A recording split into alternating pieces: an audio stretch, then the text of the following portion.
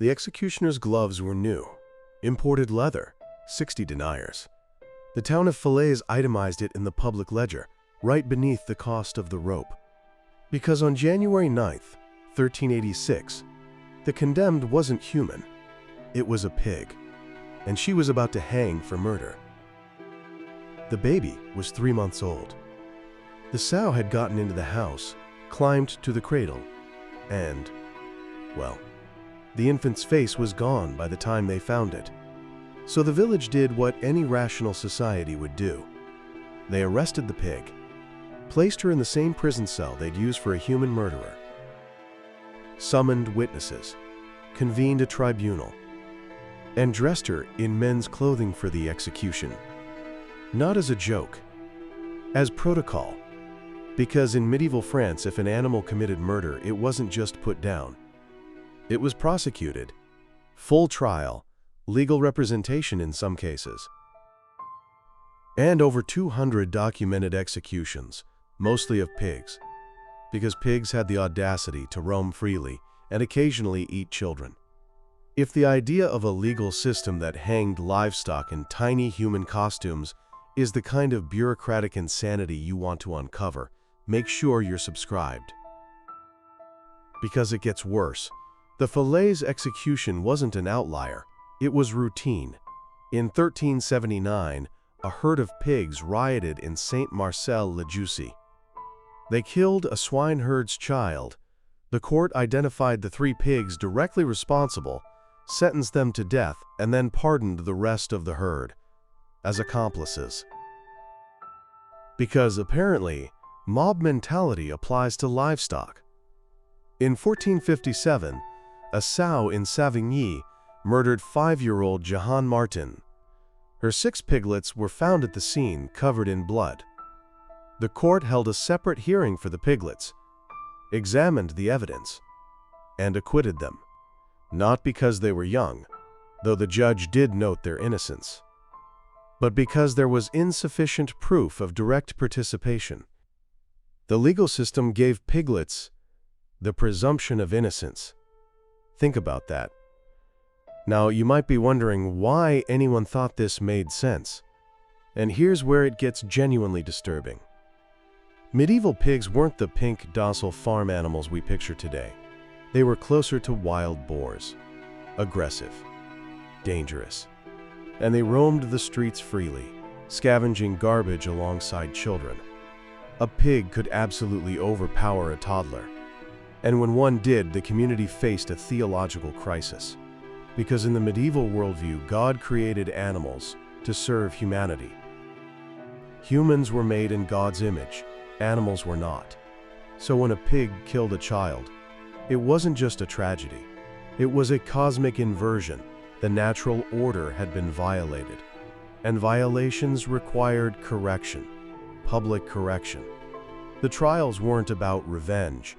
They were about restoring order to a universe that suddenly felt random and terrifying. By granting the pig moral agency, by putting it through the full legal process, the community was reasserting control. The message was clear. Even animals answer to human law. Even chaos can be bureaucratized. Which explains the obsessive formality. Everything had to be done correctly. The pig wasn't just killed. It was charged with murder, not killing. Tried by the proper authorities. Executed according to the exact protocols used for humans.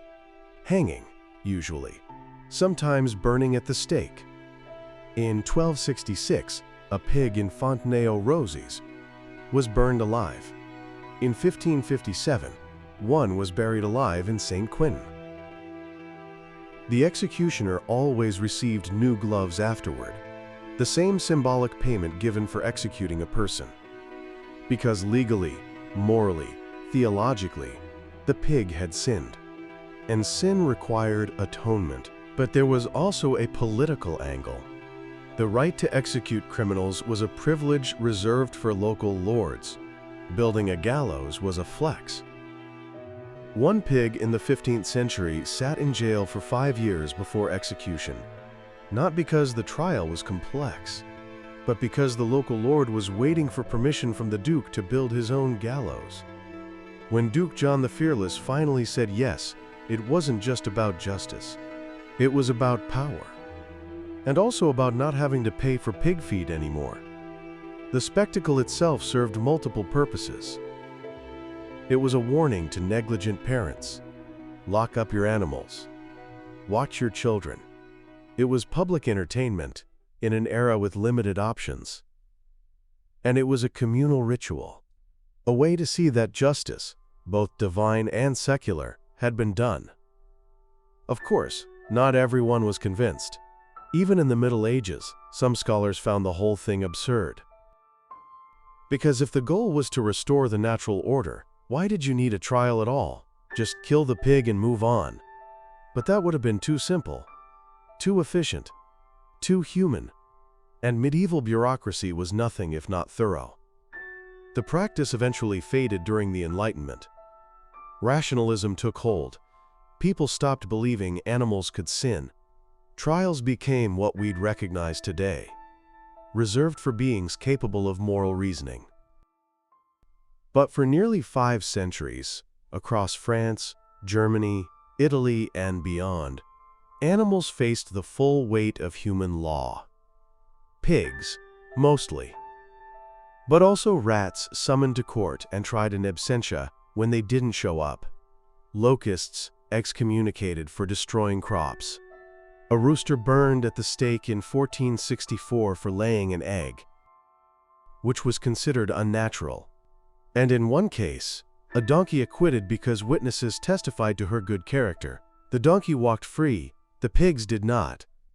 So the next time someone tells you the past was simpler, more moral, more grounded in common sense, remember this: medieval France kept receipts for pig executions. They itemized the cost of the gloves, the cost of the rope, the cost of dressing a sow in a human tunic before hanging her by the hind legs in front of a crowd. They cared deeply about procedure.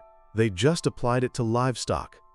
And somewhere, in the archives of fillets, that receipt still exists. A monument to humanity's endless capacity to bureaucratize the absurd, to take chaos and file it in triplicate, to look at a dead child and a blood-covered pig and say, "We need a court date." The executioner put on his new gloves. The crowd gathered. The pig, dressed as a man, was led to the gallows, and medieval France restored order to the universe, one hanging at a time.